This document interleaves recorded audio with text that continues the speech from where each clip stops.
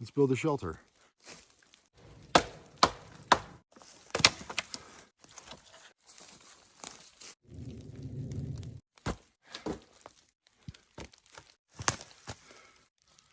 Once I got my ribs up, now I need to create an over layer and I need to create an inside layer. And that's gonna require some cutting.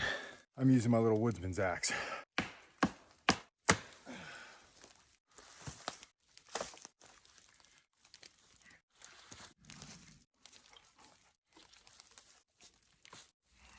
They found a dry spot in the forest full of all this duff and pine needles and leaves and put that on the bottom so I got something dry and soft to sleep on.